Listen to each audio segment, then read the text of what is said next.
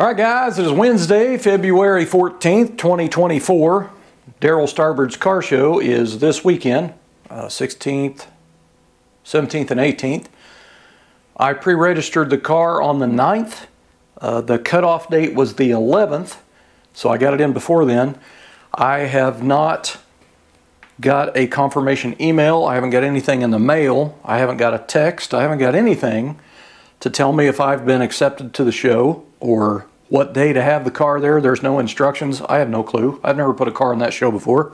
So anyway, it's that side of it's a little frustrating, but it doesn't really matter because I'm not going to be able to put the car in the show anyway.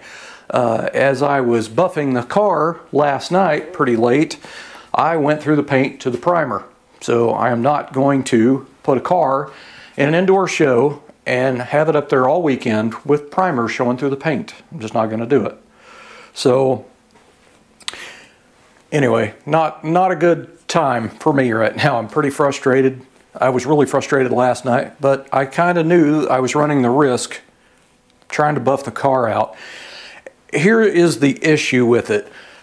You guys that see this on the screen, it looks fantastic and it looks great outside. It's a total different ballgame when a car is in an indoor car show with fluorescent, halogen, whatever it may be, lights shining down on it. They show everything. So when I pull a car in here, even in my little bit of lights that I have in here, if I put the reflection of the light in the paint, you can see stuff. So I was trying to do paint correction, so this black paint looked fantastic in those lights in that indoor show. And I actually found a spot on the trunk that I did not know was there, and I tried to sand it and buff it out, and that's when I went to primer. So I'm pretty frustrated, but there is kind of a silver lining to this in a way. I am going to get to two-tone paint the car, which originally I had did that way. So I did a whole bunch more buffing on the car. And this door, you could not see it in the video that I posted before of this door. You couldn't see how bad the paint was. It looked awesome outside.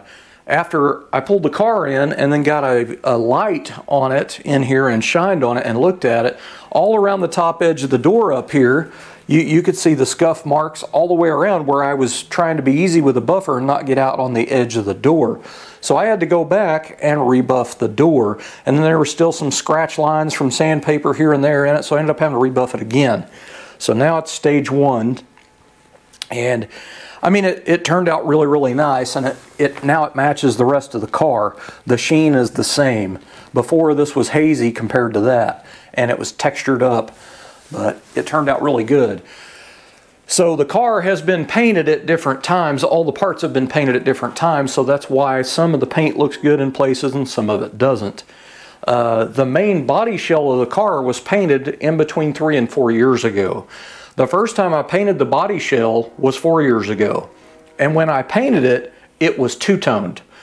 And this was the vision that I had originally in my head, and I did it, and I loved it. I'd never seen another Tri-5 done that way. So I knew I wanted to two-tone the car again. So back 4 years ago when I painted the body shell, the roof and this area right here and over the back and all the deck lid, that's how 55 Bel Airs were two-toned. This was actually black base coat with jade green pearl in it. The front was black. So when the car was in here or under the carport or in the shade, you couldn't tell that it was two-tone. It looks black.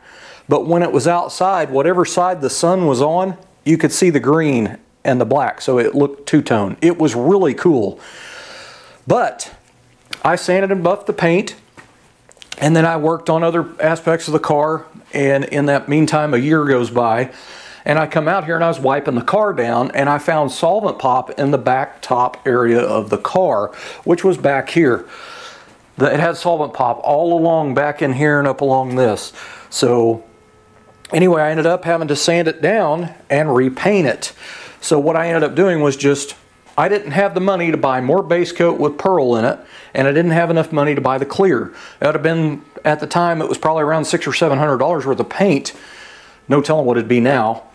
But I ended up going down and just getting a gallon of $188 gallon single stage urethane black and painted the whole car redone the whole body shell all black.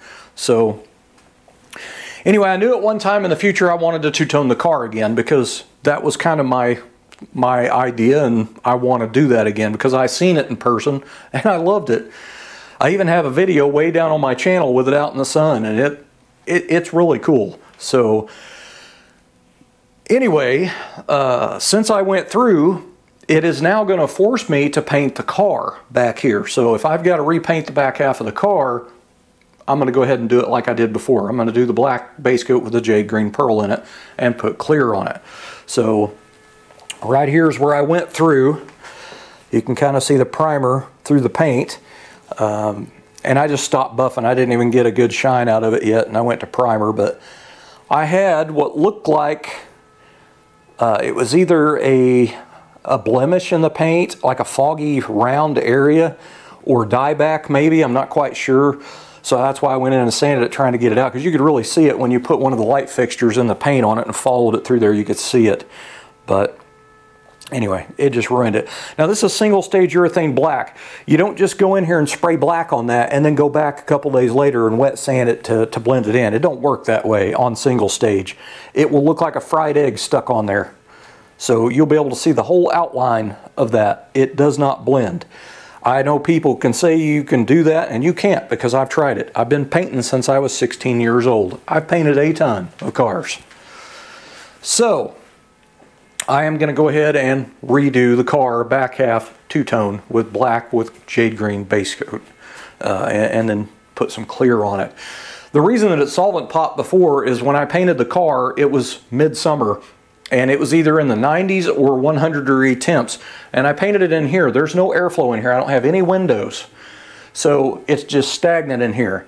So you need airflow going over your paint, and your paint has to let the solvent out of it before you put your next coat on. So even though I was giving it, you know, good time before I put my next coat on, it most likely glazed over from it being too hot, and it wouldn't let the gas escape out of it, and that's what causes solvent pop. But it's weird that it showed up like a year later. But by the time I sanded that out, it went to base coat. So it was probably in layer, you know, the very first coat, so layer number 1. But anyway, the car, had that not went through, the car would have looked phenomenal at the show. There was another spot on the fender, and I got it buffed out. It looks good. And I ended up redoing half of the roof before I got to that spot back there.